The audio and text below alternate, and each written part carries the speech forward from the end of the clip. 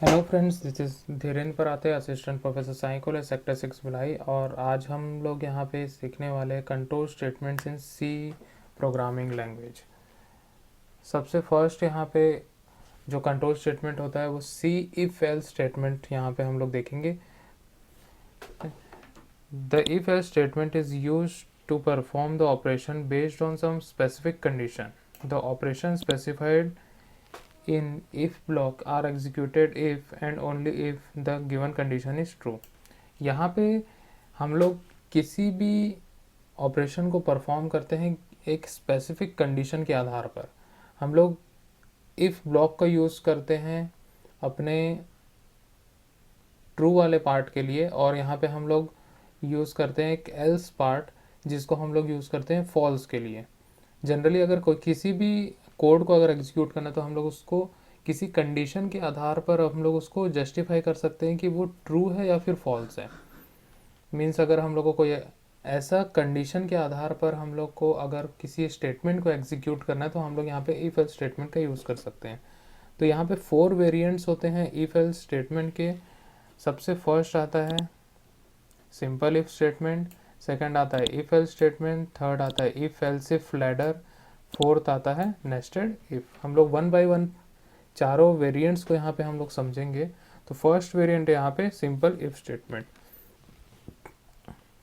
The if statement is used to check some given condition and perform some operation depending upon the correctness of that condition. If statement जो होता है वो किसी भी given condition को check करता है। अगर वो कंडीशन ट्रू होता है तो उसके अंदर की जो स्टेटमेंट्स होंगे वो सारे स्टेटमेंट को एग्जीक्यूट करेगा। अगर वो कंडीशन फॉल्स हो जाता है तो कोई भी स्टेटमेंट्स इफ के अंदर का एग्जीक्यूट नहीं किया जाएगा। It is the mostly used in the scenario where we need to perform the different operation for the different conditions. हम लोग यहाँ पे अगर कोई डिफरेंट सिनेरियोज या फिर डिफरेंट कंडीशन के आधार पर किसी स्टेटमेंट को एग्जीक्यूट करना चाहते हैं तो वहाँ पे हम लोग यहाँ पे इफ स्टेटमेंट का यूज़ करते हैं। तो यहाँ पे हम लोग इसका सिंटैक्स देख लेते हैं। Syntax of this statement, if के बाद हम लोग एक्सप्रेशन लिखते हैं या फिर हम लोग यहाँ पे कंडीशन लिखते हैं। कंडीशन को यहाँ पे एक्सप्रेशन भी बोला जाता है। देन उसके बाद यहाँ पे हम लोग देखते हैं ये ओपनिंग ब्रैकेट है और एक क्लोजिंग ब्रैकेट, ये होता है स्कोप। और यहाँ पे हम लोग जो कोड एग्जीक्यूट करना है वो लिखते हैं। यहाँ पे हम लोग लिखे हैं इफ़, यहाँ पे हम लोग डालते हैं कंडीशन, और यहाँ पे ब्रैकेट्स के अंदर जो कोड हम लोग को लिखना होता है वो हम लोग लिखेंगे। अगर ये कंडीशन ट्रू होगा तब ये कोड एग्जीक्यूट होता है। जो भी हम लोग यहाँ कोड लिखेंगे वो एग्जीक्यूट होगा। अगर ये कंडीशन फॉल्स हो जाता है तो ये कोड एग्जीक्यूट नहीं होगा, सीधा इस इटरेशन के बाहर में आ जाएगा। तो इस प्रकार से हम लोग यहाँ पे सिंपल इफ लिखते हैं। तो यहाँ पे एक हम लोग छोटा सा एग्जांपल देख लेते हैं। सबसे पहले यहाँ पे लिखे हैं हम लोग हैश इंक्लूड str.h जो हमारा हेडर फाइल्स है। देन उसके बाद हम लोग यहाँ पे मेन फंक्शन पे आ जाते हैं। यहाँ पे हम लोग ने सबसे पहले एक वेरिएबल लिया है int number equal to 0। Printf enter a number, यहाँ पे हम लोग एक मैसेज प्रिंट कर रहे हैं।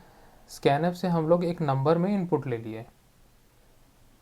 यहाँ पे हम लोग ने एक कंडीशन लगाया if number mod 2 equal to 0। अगर जो नंबर हमने एंटर किया है अगर वो 2 से कम्प्लीटली डिविजिबल हो जाता है और रिमाइंडर हम लोग को 0 मिलता है तो वो नंबर जो होगा वो इवन नंबर होगा। वो नंबर होगा इवन नंबर, और यहाँ पे आउटपुट में हम लोग को देखने मिलेगा। अगर वो कम्प्लीटली डिविजिबल नहीं होता है मीन्स यहाँ पे हम लोग का जो रिमाइंडर है वो 0 नहीं मिलता है, तो यहाँ पे जो हम लोग ने नंबर एंटर किया है वो ऑड नंबर होगा। तो यहाँ पे हम लोग ने आउटपुट में देखा एंटर ए नंबर, और यहाँ पे 4 एंटर कर रहे हैं। 4 is even number, completely divisible हो जाएगा, और यहाँ पे जो हमारा नंबर है वो इवन नंबर होगा। यहाँ पे अगर हम लोग एंटर ए नंबर 5 एंटर करेंगे तो यहाँ पे हम लोग ने और कोई भी स्टेटमेंट्स नहीं दिया है, तो यहाँ पे और कुछ आउटपुट में डिस्प्ले नहीं होगा। तो ये एक छोटा सा एग्जांपल था सिंपल इफ स्टेटमेंट में। यहाँ पे हमने सिंपल इफ़ लगाया है और कुछ भी यहाँ पे स्टेटमेंट नहीं लगाया, और इसके अंदर हम लोग कंडीशन के बेस पे एक गिवन स्टेटमेंट को यहाँ पे एग्जीक्यूट कर रहे हैं। नेक्स्ट हम लोग देखते हैं if else statement. The if else statement is used to perform two operations for a single condition. The if-else statement is an extension to the if statement using which we can perform two different operations, that is, one is for the correctness of that condition and other is the incorrectness of that condition. Simple if में हम लोग ने सिर्फ एक ही part देखा था जिसमें हम लोग अगर कंडीशन ट्रू होगा तो वो वाला पार्ट एग्जीक्यूट होगा, अगर फॉल्स होगा तो कौन सा पार्ट एग्जीक्यूट होगा ये हमने डिसाइड नहीं किया था। इफ एल्स स्टेटमेंट पे यहाँ पे ट्रू एंड फॉल्स दोनों के लिए डिफरेंट डिफरेंट स्टेटमेंट्स हम लोग एग्जीक्यूट करा सकते हैं। मीन्स इफ एल्स स्टेटमेंट में हम लोग दो ऑपरेशन परफॉर्म कर सकते हैं, एक ट्रू के लिए एक फॉल्स के लिए। Here we must notice that if and else block cannot be executed simultaneously. Using if else statement is always preferable since it always invokes an otherwise case with every if condition. Means यहाँ पे अगर condition true हो जाता है तो true वाला part execute होगा, means if वाला पार्ट एग्जीक्यूट होगा। अदरवाइज वाला यहाँ पे केस होता है। अगर कंडीशन फॉल्स हो जाता है तो अदरवाइज वाला मीन्स एल्स वाला पार्ट एग्जीक्यूट होगा, जो हमारा कंडीशन फॉल्स आने पे एग्जीक्यूट होगा। यहाँ पे हम लोग सिंटैक्स देख लेते हैं। यहाँ पे हमने लिखा इफ, देन उसके बाद एक्सप्रेशन दिया, उसके बाद यहाँ पे हम लोग ने कोड लिखा, code to be executed if condition is true. अगर कंडीशन ट्रू होगा तो ये इफ वाला कोड एग्जीक्यूट होगा, अगर ये कंडीशन फॉल्स हो जाता है तो ये एल्स वाला पार्ट जो है वो एग्जीक्यूट होता है। तो ये था basic syntax if else statement का। नेक्स्ट हम लोग एक एग्जांपल देखते हैं जिससे हम लोग अच्छे से समझ पाएंगे। सिंपल इफ में हमने जो एग्जांपल लिया था इवन ऑड वाला, सेम वही एग्जांपल ले रहे हैं। यहाँ पे हम लोग ने एल्स पार्ट इंक्लूड किया है। यहाँ पे हम लोग ने लिया हैश इंक्लूड stdio.h, देन उसके बाद हमने लिया है मेन फंक्शन। यहाँ पे सबसे पहले एक वेरिएबल हमने बनाया है int number equal to 0। Then उसके बाद हमने यहाँ पे किया printf enter a number, एक मैसेज प्रिंट किया जिसमें हम लोग नंबर एंटर करेंगे। देन उसके बाद स्कैनएफ से हम लोग नंबर को इनपुट ले लेंगे। अब यहाँ पे हम लोग कंडीशन लगाएंगे। कंडीशन कैसे लगाएंगे हम लोग? इफ़ स्टेटमेंट के थ्रू। यहाँ पे हमने इफ़ लिखा है, उसके बाद यहाँ कंडीशन लगाया number mod 2 equal to 0। Means number को सबसे पहले 2 से डिवाइड करेंगे और यहाँ से हम लोग को मॉड ऑपरेटर लगाया तो रिमाइंडर रिटर्न करेगा।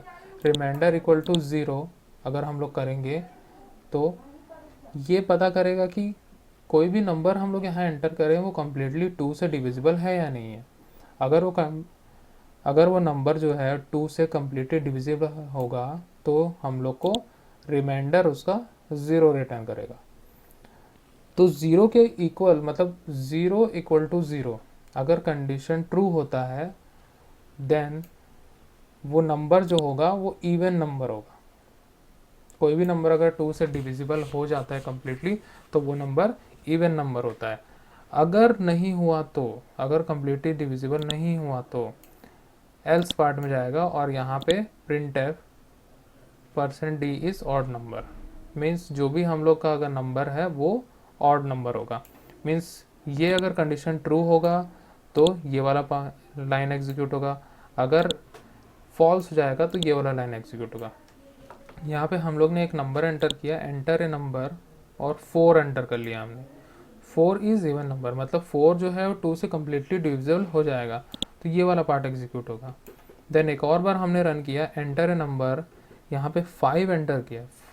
5 जो है कम्प्लीटली डिविजिबल नहीं हो पाएगा, रिमाइंडर आएगा 1, तो रिमाइंडर 1 आएगा और हमें क्या मिलेगा? ये कंडीशन फॉल्स मिलेगा। तो फॉल्स के केस पे क्या होगा? ये एल्स वाला पार्ट एग्जीक्यूट होगा और हमें 5 इज ऑड नंबर यहाँ पे देखने के लिए मिलेगा। नेक्स्ट आते हैं हम लोग if else if ladder statement में। The if else if ladder statement is an extension to the if else statement It is used in the scenario where there are multiple cases to be performed for different conditions. In if-else-if ladder statement, if a condition is true, then the statement defined in the if block will be executed. Otherwise, if some other condition is true, then the statement defined in this if-else block will be executed.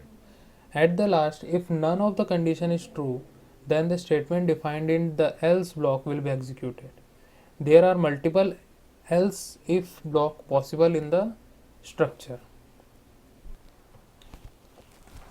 Means यहाँ पे जो हम लोग structure बनाते हैं if else का ही होगा, साथ में यहाँ पे हम लोग एल्स के साथ में एक कंडीशन लगाते हैं. अगर सिंपल इफ जो हम लोग ने लिखा है उसका जो भी कंडीशन है वो अगर फॉल्स हो जाता है तो एल्स में आएगा, एल्स के बाद एक कंडीशन और चेक करेगा, अगर वो भी फॉल्स हो जाता है तो उसके एल्स पे आएगा और एक कंडीशन और चेक करेगा. इस प्रकार से एक लैडर फॉर्म कर देता है. अगर एक कंडीशन फॉल्स हो जाता है तो दूसरा कंडीशन चेक करेगा, दूसरा भी अगर फॉल्स हो जाता है तो थर्ड कंडीशन चेक करेगा, थर्ड भी अगर फॉल्स हो जाता है तो फोर्थ कंडीशन चेक करेगा. इस प्रकार से एक लैडर क्रिएट करता है, इसीलिए हम इसको बोलते हैं if else if ladder. It is similar to the switch case statement where the default is executed instead of else block if none of the cases is matched. यहाँ पे भी एक फाइनल else ब्लॉक होता है. अगर कोई भी condition match नहीं कर रहा है उस केस पे यहाँ पे क्या होगा कि फाइनल else ब्लॉक एग्जीक्यूट होता है. तो यहाँ पे हम लोग इसका सिंटैक्स देख लेते हैं. यहाँ पे सबसे पहले हम लोग इफ़ लिखे हैं, इफ़ के बाद कंडीशन 1 यहाँ पे दी है और यहाँ पे अगर ये कंडीशन ट्रू हो जाता है तो उसका यहाँ पे पार्ट है जो कंडीशन 1 इज़ ट्रू लिखा हुआ है. देन उसके बाद अगर ये कंडीशन फॉल्स हो जाता है तो आ जाते हैं एल्स में. एल्स में एक हम लोग यहाँ पे कंडीशन और लगा दिए है. मीन्स अगर एल्स के साथ में हम लोग ने जोड़ दिया है इफ़ को. यहाँ कंडीशन 2 चेक कर रहे हैं और code to be executed if condition 2 is true, तो ये वाला पार्ट एग्जीक्यूट होगा. देन अगर ये वाला पार्ट भी फॉल्स हो जाता है उसके बाद यहाँ पे एल्स में आएगा और वहाँ पे एक और कंडीशन चेक करेगा. इस प्रकार से हम लोग एल्स के साथ इफ़ लगा देते हैं और एक और कंडीशन हम लोग चेक करते हैं. तो यहाँ पे जो सिंटैक्स हमारा है वो मल्टीपल कंडीशंस पे काम करता है. मीन्स हम लोग एक लैडर फॉर्म कर रहे हैं जिसके थ्रू हम लोग मल्टीपल कंडीशन चेक करें और मल्टीपल कंडीशन के बेस पे हम लोग अलग अलग टाइप के स्टेटमेंट्स एग्जीक्यूट कर सकते हैं. अगर कोई भी कंडीशन मैच नहीं करती है तो फाइनली ये एल्स वाला ब्लॉक जो है वो एग्जीक्यूट होता है. Code to be executed if all the condition are false. अगर ऊपर के दिए हुए जितने भी कंडीशन है सारे के सारे फॉल्स हो जाते हैं तो ये फाइनल एल्स वाला कोड जो है वो एग्जीक्यूट होता है. यहाँ पे हम लोग एक प्रोग्राम देखते हैं जिसमें हम लोग इफ़ एल्स इफ अच्छे से समझ पाएंगे. यहाँ पे हम लोग ने लिखा है हैश इंक्लूड stdio.h. यहाँ पे हम लोग ने मेन फंक्शन लिया है. देन उसके बाद एक नंबर ले लिया हम लोग यहाँ पे scanf %d. यहाँ पे एक नंबर हमने इनपुट ले लिया. यहाँ पे हम लोग ने सबसे पहला कंडीशन लगाया है if number equal to 10, then print करेगा number is equals to 10. Else if number equal to 50, print करेगा number is equal to 50.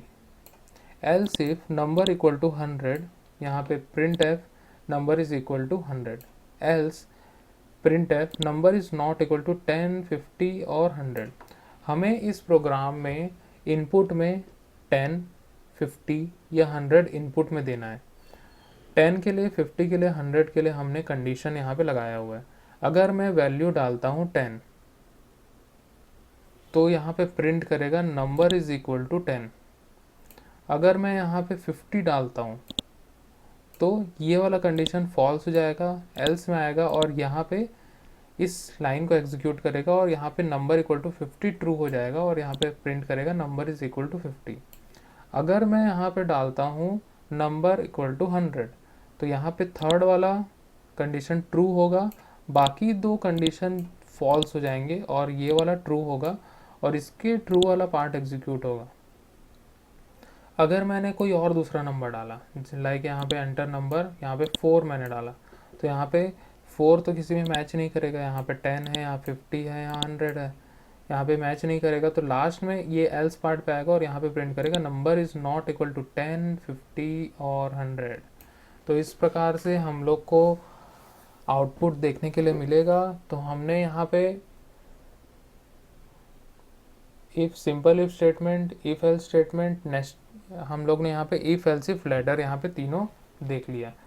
Next यहाँ पे हम लोग आते हैं स्विच स्टेटमेंट पे।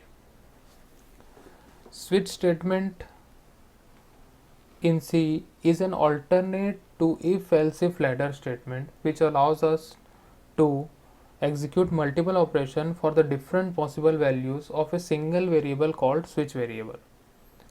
मीन्स यहाँ पे हम लोग मल्टीपल कंडीशंस ले सकते हैं, लेकिन यहाँ पे हम लोग किसी सिंगल वेरिएबल के आधार पर या फिर उसको हम लोग बोलते हैं स्विच वेरिएबल के आधार पर हम लोग मल्टीपल ऑपरेशन परफॉर्म करते हैं।